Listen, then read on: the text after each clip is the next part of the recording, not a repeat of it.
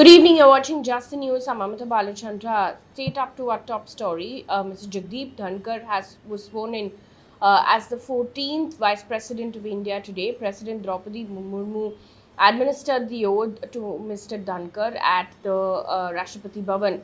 Now, Mr. Dhankhar was NDA's vice presidential candidate and defeated opposition's candidate Margaret Alva by a margin of 346 votes.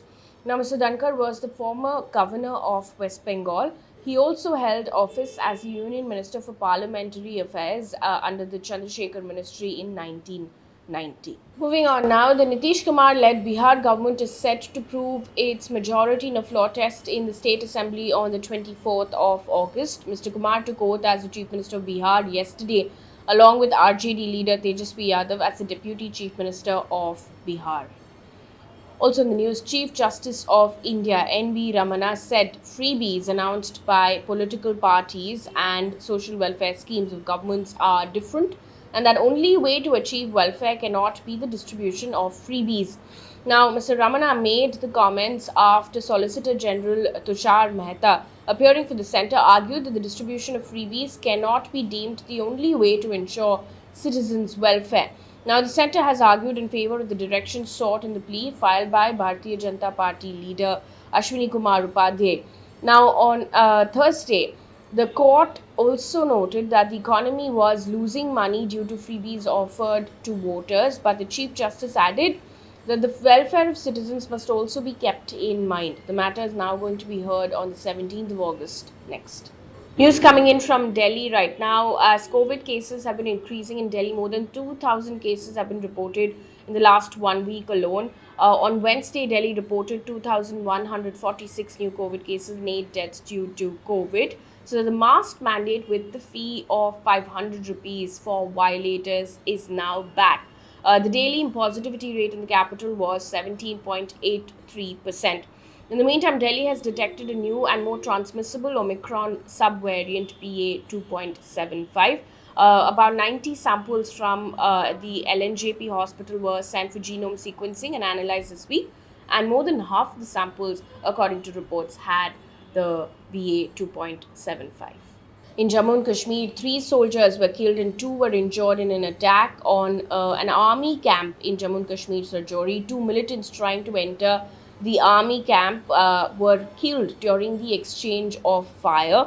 The police have said that the Lashkar-e-Taiba terrorist group is behind this attack. This is the first major attack on an army facility in Jammu and Kashmir since February 2018. Moving on now, the Enforcement Directorate has summoned 8 IPS officers of West Bengal to New Delhi for questioning in the coal smuggling case. Now, out of the 8 officers, ED had summoned 7 of them last year as well. According to PTI, ED officials have said, and I quote, "These IPS officers played crucial roles in the coal smuggling case. There is evidence that these officers benefited from the scam. All of them were posted in areas where the smuggling happened," end quote. News coming in from Karnataka. The Karnataka High Court has abolished the state's Anti-Corruption Bureau that was constituted in 2016 to investigate cases against public servants. An extremely significant order because the court has said that the formation of the Anti-Corruption Bureau through an executive order is not justified. Now, the bench also directed that the state government must maintain transparency and it shall appoint a competent person as Lokayukta and Lokayukta in the interest of the public. Now, this is what happened. The Anti-Corruption Bureau was formed after powers vested with the state Lokayukta to look into corruption cases under the Prevention of Corruption Act 1988 were withdrawn by former Siddaramaiah-led Congress government. Till then, Lokayukta was the premier anti-corruption agency in the state.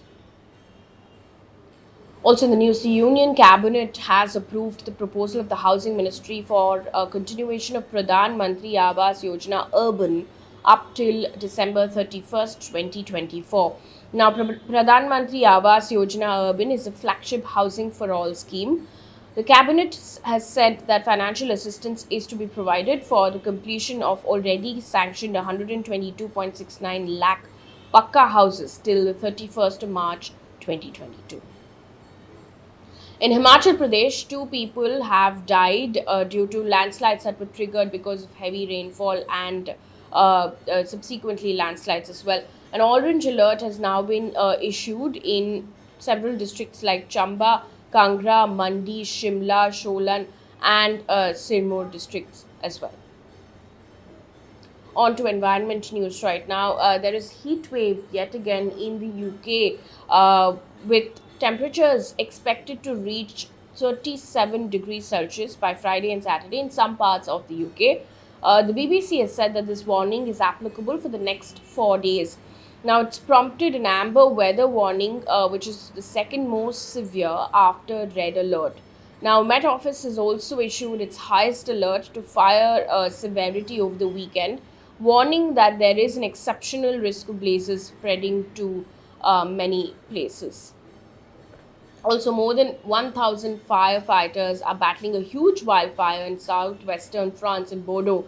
According to officials, the wildfire has already destroyed nearly 7,000 hectares of forest.